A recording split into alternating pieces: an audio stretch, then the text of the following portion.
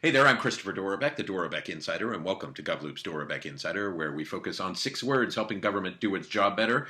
And we're doing our annual year and looking at what's happened and what that may mean for what might happen. 2016, a lot of stuff happening. And joining us to give us some perspective, Dr. David Bray. He is, of course, the Chief Information Officer at the Federal Communications Commission and headed up ELC this year. You had a big server transfer and moved to the cloud. You had a lot of things happening. It must be hard when somebody says, "What's the biggest thing that happened in 2016?" It's almost hard to keep it to even like a dozen for you. That's very true, and thanks for having me, Chris. And I would say for me, the biggest thing that happened was we no longer have anything on premise at the FCC. We're either 100% public cloud or commercial service provider. So, and we've had you on talking about that before, and now you've been doing it for a while. Give us sort of a sense. Well, I actually want to take the step back and explain for folks who haven't heard all those other conversations. Why did you do that? Mm-hmm. So I arrived at FCC, I guess now almost about 3 years ago. It was August of 2013. They had 207 different systems, all on premise, average age more than 10 years old, and they were consuming more than 85% of our budget just to maintain those systems. And that to me was just not sustainable, that it was just going to continue to grow in terms of cost to maintain. And, short of something that was a rather dramatic leap of faith, so to speak, incremental changes on the edges would just not solve the problem. The other thing is, I'll be honest, I came from the national security intelligence community, and I was very concerned about how could legacy systems stand up to the growing threats of cybersecurity. And given that FCC is a small agency, I was looking for what could I do to get sort of economy of scale for what I would call cyber resiliency, and being able to address both increases in demand from the public to use our services, but also if there was a DDoS attack or something like that. Being on-prem, it's just you, whereas if you go to a public cloud model, it's you plus the partner that is providing that service, and of course they're going to do everything they can to keep it up as much as possible. Do you have any tangible lessons learned that you take from that? As somebody else is hearing this and saying, "Okay, we know we need to do this. We have all this legacy stuff. I'll use the polite word that we need to not do." And here's somebody who's done it. What lessons do you take away? So first and foremost, open up the conversation to as many people as possible in your organization. Get their input as to what I did in my first month was put big posters that said, what's our strengths, what's our weaknesses, what's our opportunities, and what's our threats, and said anybody can come by and write on it what they think it is, and then we'll have an open discussion later. And so after 30 days, we all got together, and I actually just led the discussion through, I could ask questions. I couldn't impose my own view, but I really wanted to understand what they thought our strengths, weaknesses, and opportunities and threats were. And from that, then a week later, I circled back and I actually briefed the chairman of the FCC. He had just come on board and sort of said, look, here's where we're at, and almost make a business case as to why doing the status quo is riskier and more dangerous than trying to step outside of expectations. Because I do agree, for a lot of people in public service, we know there's no real rewards for doing something different. There's all the punishments in the world for doing something different and not having it work. And guess what? There's always going to be things that you're going to have to pivot and adjust. But by making it as open and inclusive as you can to people, and then going to your top leadership and making the business case, lay out the figures like I just did about this is just not sustainable, and it's consuming so much money, and it's slowing us down, and it's going to make us vulnerable to different things like that. That will help. And it also gets you into a cycle of downward spiral where you can't do more innovative things because you don't have a platform to do it. It just becomes worse and worse, right? So it becomes worse and worse because you're now so focused on trying to maintain the thing you have. Like you said, you can't do anything innovative. As it was in the past, when I arrived here, it would take us 6 or 7 months to do a new system, which I imagine a lot of people are like, well, that's not bad. Actually, now that we're in a public cloud model, you can give us a new requirement set of systems, and we can have a working prototype in less than 48 hours. And that's only possible when you go to public cloud versus trying to do everything by yourself. And I realize for a lot of people that's scary because they feel like they're losing control. They're now dependent on other partners. Also, incumbent contractors, let's face it, incumbent contractors who you've gotten to trust will not be needed as much. And so in some respects, you're going to have to make new relationships, and that can hold people back from making that leap to the new that you need to do just because the world is changing so fast. Yeah. Is there something that if you had to do it over again, you would do it differently? Um, I enjoyed the ride. I mean, definitely we pivoted and did lots of things along the way that, Right. you know, you set the vision, but I actually, I don't know if there'd be anything I would do differently. I think I would just say, for anyone who's thinking about doing it, find as many other people to help point out your blind spots and involve them in part of the team, because you're always going to have blind spots. I mean, there's a wonderful Harvard Business article that talks about in praise of incomplete leadership. Um, you know, don't assume you have all the answers. Go in being humble, saying and asking everyone in your team, so how are we going to do this, or what are your thoughts about how we can do this? And then, yes, you as a leader, you have to put the stake in the ground and say, okay, we're going to take this path. But you know, recognize that leadership as well as being a change agent is actually a team sport versus a solo sport. Right, and change becomes much more accessible if other people are involved. If it's not just marching to somebody else's orders, right? Exactly. Yeah. Yes. The other big thing that you did was lead the Executive Leadership Conference. This is a big conference that's held every year down in Williamsburg, part of the ACT-IAC team. And you really went in there. This is a conference that's been going on for nearly 30 years, for goodness sakes, 25 years, I guess. And you really wanted to change it up, and which sometimes can be almost harder. Everyone thinks the government has all the culture issues, but outside organizations do as well, don't they?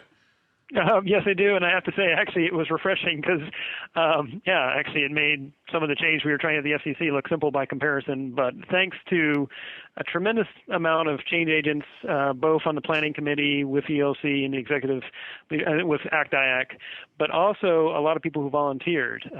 You know, I think I did the same thing I did at FCC with ELC, which was, you know, let's first open up to what we want to do differently. And what we heard from people was they wanted shorter, tighter talks. They wanted some sort of element in which what they did would lead to something beyond just ELC. So we actually have it so that the winners of the Shark Tanks will actually brief the next administration in February or March.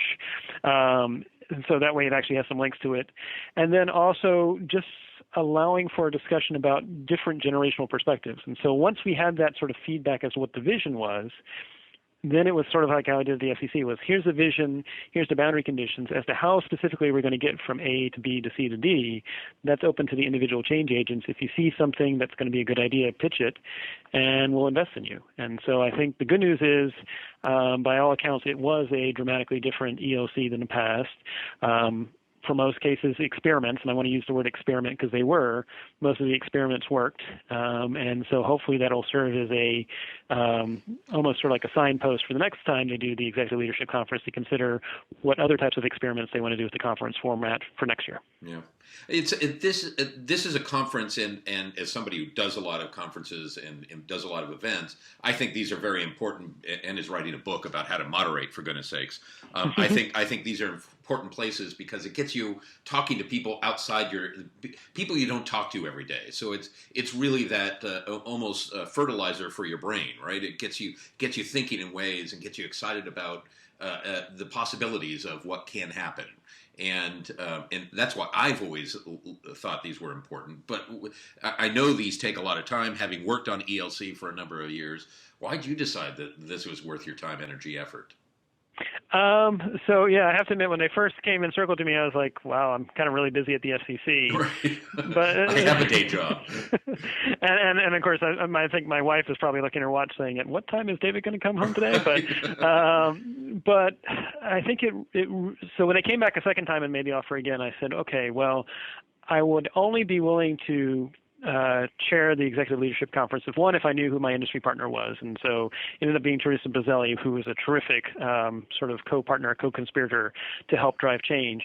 But then two, I said I would only do it if they promised that 50% or more of the speakers we invited were women, 25% or more were individuals from outside the DC area, and 25% or more were Gen X and Gen Y. And they said yes. And so sometimes, and I'm reminded of, I had a great mentor who back in 1998, I had become a little disillusioned with trying to drive change back in 1998. And that's a story, if we want to dive into it, we can. It was in South Africa and reporting on HIV/AIDS. But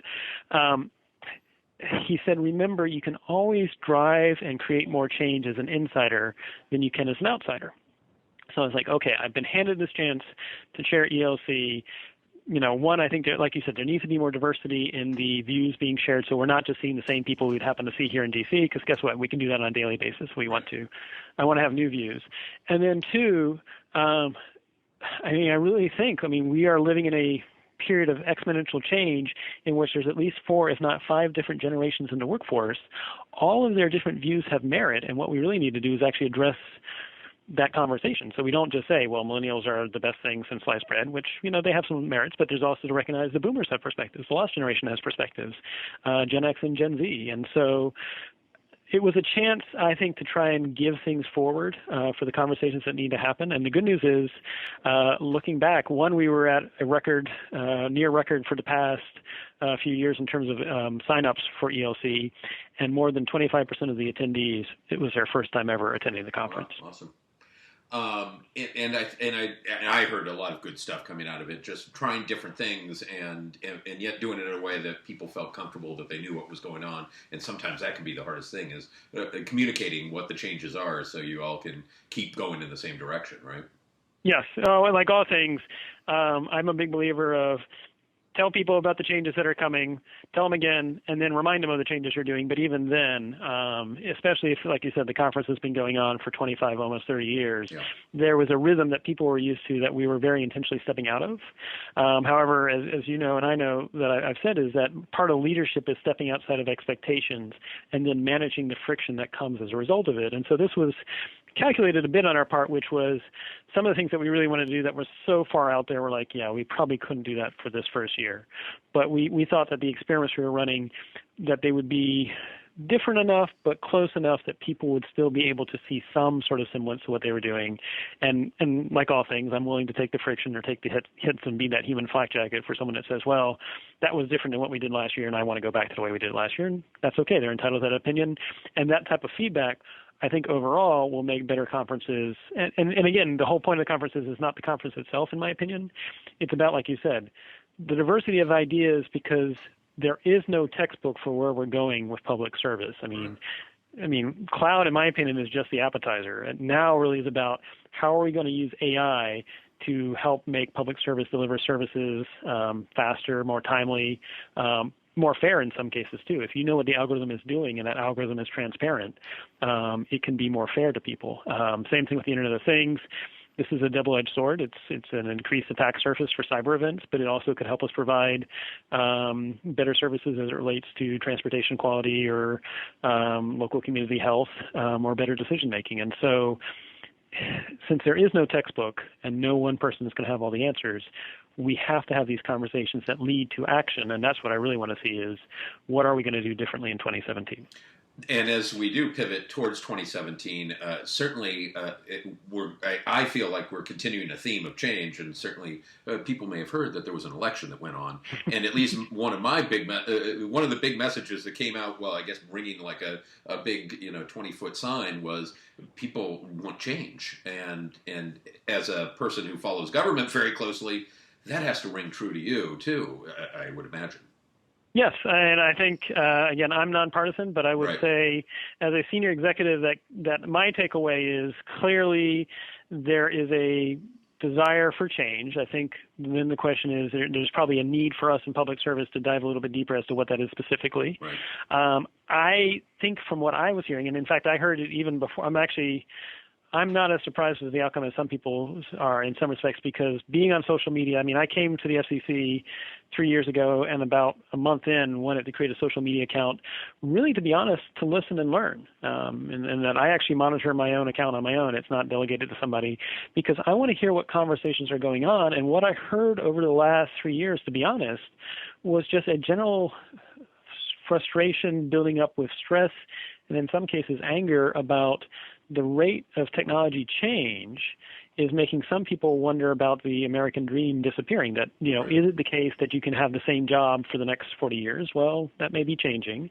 And so I think we need to figure out what's our social obligation to help people retrain for the jobs that are of the now as opposed to jobs of the past. And then also about education, and that a college degree or a high school degree is not going to be sufficient for life. You're going to have to do retraining along the way. And then finally, the reality is Since 2001, more than 50% of the companies that were on the S&P 500 are no longer listed because they either went bankrupt or they fell off the list or for other reasons. And so, not only is the promise of having a job, the same job for life, disappearing, or that education in your youth is sufficient for life, but then organizations are coming and going at a faster clip too. And I think that's creating just a sort of question about, where are we going as a nation and where are we going as a world? So as you sit there at the FCC, what you've done your big server, does this just allow you to do many more, allows you to think of the world in a whole different way as you look into the year ahead? Yes. In fact, one of the additional reasons why we made the jump to public cloud and to commercial service provider is really thinking about, I'll be honest, I think the future is thinking about public service as a triangle in which the public's at the top, obviously because they're receiving the services. Private sector partners are an important leg of the triangle, as are government professionals, but that if I want to be controversial, I'll say that the word government was a 20th century term that is increasingly out of date. What we really want to talk about is public service, in which the public can receive services, but if they want, they can also provide inputs and feedbacks that help with the delivery of public services better.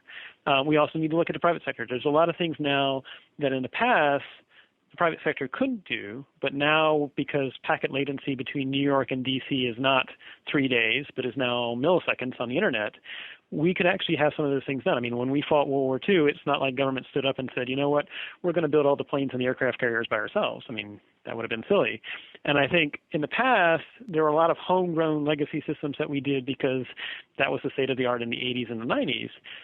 I don't think that's the case now. And one of the things that I've been raising as a question that I think is how much of what we do in public service, quite frankly, can reuse commercial cloud services so we're not in the business of writing custom code, because guess what? That's not our skill set. We really should save writing custom code as a last resort. And it feels like, as the HRs, the people you have to work with over the coming years is going to evolve, I think, a lot, as people just finally decide to retire. The tsunami may finally be happening, and we saw some numbers that reflect that in 2016. How you do work is also feels like it's changing and evolving. Oh, yes. And in fact, I would love to run a pilot or experiment in which we stop hiring people for a specific government agency and instead hire them for their skill sets, and then almost operate like a consultancy model where they have to have billable hours across different departments and agencies, and maybe initially they're 100% at one to get their feet wet. But if you're really good at, say, helping create public-facing services regarding, better delivery of services as it relates to transportation, that might be great for Department of Transportation, but I imagine there are other parts of the public service that we do where that same skill set could be used, and so why can't you float across it as opposed to, well, okay, you've now done your job here, now you got to twiddle your thumbs and maybe apply for a USA job process and maybe 6 or 9 months later take another assignment. So doing things like that. I'd also like to see, quite frankly, we don't actually have a map of what the different workers in public service are doing. So what if we actually did a very quick survey that said, this is optional, you don't have to respond if you don't want to, but just give us the top 5 things you did in the last month and give us the .gov email addresses of the people you worked on doing it. Optional, again. You don't have to do it if you don't want to. Obviously, if you're an undercover DEA agent, don't need to respond. But that, if you get even just 10% to respond, you'd get the first network graph of the different activities as reported from the bottoms up across all the public service for a very low lift. And it would be interesting to see where are the gaps, where are the redundancies, where are things that are going on that are similar. And maybe you start doing that on a monthly basis and then eventually a weekly basis, and maybe long term it's not even something where someone has to respond. Almost like the machine knows what you're working on and can actually help make connections and say, look, I see you're working on this following thing. Did you know that somebody else at, Department of Treasury is doing something similar? Would you like me to connect you? And again, it's worth noting that, the Department of Defense is 2 million people, including contractors, and the federal workforce is 1.2 million. We are the largest organizations. And in terms of how to fund it, the most depressing statistic is I've heard that just human resources IT, HR IT alone at the Department of Defense, it's $11.5 billion a year. Yeah. I'm pretty sure we can get some efficiencies and some better services through that could help make how we use our workforce smarter and better. In fact, what came out of the Executive Leadership Conference in terms of the 6 winners from the co-creation track, 5 out of the 6 were all workforce related. And some of them were similar to these ideas that I'm sharing here, that it is clear that people are hungry for having a smarter, more connected, more collaborative workforce that is not hierarchy-based in public service, but is much more network-based. Your example of moving to the cloud was a way of dealing with the modernization issue, and we've heard the federal CIO, Tony Scott, talk about that a lot, and has been pushing Congress very hard to get this modernization fund through to really help agencies get rid of a lot of the bad stuff they have and move to more modern platform. Is the FCC model scalable to larger agencies? I think so. I think with larger agencies, the same model we did, which was identify first a few cases where you can show to your leadership, you can show to your enterprise that this is possible. That I think is textbook to anybody. And then in terms of where we made the dramatic Operation Server Lift, that might be a little bit harder if you're a very large agency like Department of Defense. But if you actually break it down to individual components or services, you could have each one of them running on a different timetable. And I think that would be useful. The other thing is that we hadn't seen a budget increase for the last 6 years when we made the Operation Server Lift. And so in a perfect world, what you would have done is you would have stood up at the commercial facility, verified that everything was running, and then made the cutoff. But we knew that on a flat budget, we just didn't have the funds to do it. And so we instead had to do the equivalent of a Hail Mary pass, which was move those things we could to the cloud, retire those systems that, quite frankly, were too old to move. Like we retired 2 Sun E25K servers that were 1 ton each. And then for the remainder of things that needed to go to the commercial facility that, quite frankly, we didn't have the funds to buy, we actually literally cut off the servers on Labor Day and loaded up 7 trucks and moved them to the commercial facility. Clearly, Department of Defense, ideally, you'd be able to make the case to Congress, and maybe Tony Scott, as he is making for this fund, that you could actually, instead of doing the Hail Mary pass that we did, you could actually have things standing up there already. That would be a better approach. However, I do definitely think it's infinitely doable. And then the other thing that we've done that I think is a good model is, in the last 18 months, we've procured more than 14 different cloud services. And that's not the case with most agencies. At an event, I asked people to raise their hand, and less than probably 40% said they even had procured 1 cloud service in the last year. I really think GSA, if they wanted to have huge value, would be to have an a la carte listing of cloud services that we can either consume by the seat or by consumption-based, things like office productivity or data collection or data visualization or user authentication. And, not just one product, because we don't give anyone a monopoly, but actually 2 or 3, but have them be not only defined that you can get them from this vendor, but also get them in a dare I say it, a FedRAMP-like standard, so it's secure, but it's also interoperable. And then all we have to do is we have to pay money towards it, so that my procurement shop, compared to all the other procurement shops, that there must be 200 different procurement shops across government, we don't have to do everything by ourselves. And I think that would be, dare I say, that would be huge for how public service could move forward with speed, is if we reduce the friction required to get to commercial services that are software as a service or platform as a service. Let me close out asking you, and I generally don't like asking people to make predictions, because I feel like we sometimes spend so much time looking forward that we don't spend time where we are and enjoy the moment and focus on the important things happening around us. We're so focused on what's coming ahead. That being said, we're at the end of the year. What do you imagine we'll be talking about when you and I have this conversation a year from now? What will we be talking about? And I think you're absolutely right. I mean, what is it? Scott Adams says that if there's 2 ways to predict the future, one is Ouija boards, the other one is feeding facts in the machine. Either ways are a complete waste of time. Exactly. But I will try. Here's what I would hope we would be talking about a year from now, which is that we identified a different way of doing cyber resiliency that is not just every agency for itself trying to buy more equipment, trying to buy more hardware and software and vendor services, and essentially operating like castles and moats. I hope that by that time we've had a conversation, and maybe it's a shared service for cyber for the small agencies that's provided by a commercial provider. Maybe it's recognizing that it is about resiliency, that nobody would raise their hand and say, I'm never going to get sick again. That would be silly to say in the real world. Similarly, we should accept that it's not that you can ever have 100% security if you're connected to the internet, but what you can do is through a combination of software, hardware, vaccines, prophylaxis of the equivalent on the cyber side, we can make it so that we can rapidly detect something's odd with the health of a device, quarantine it, minimize the dwell time of whatever infection is going on, and then move on. I think we need to actually start thinking about the Internet of Things being much like cyber public health. And that's going to require a different approach than what we've been doing, which quite frankly is, we've been trying to do a defensive perimeter.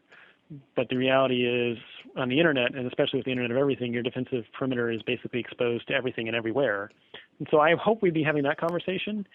I'd also like us to have the conversation, and maybe next year is a little too ambitious, but of safe places to do experiments where we are trying to hire the workforce differently, that they're operating a network approach versus hierarchical approach, that we're beginning to use AI to take some of the rote, rule-based things that we do in public service. I mean, a lot of what we do is repetitive, rote, involves a lot of people because you don't want any one person to be too biased in the process.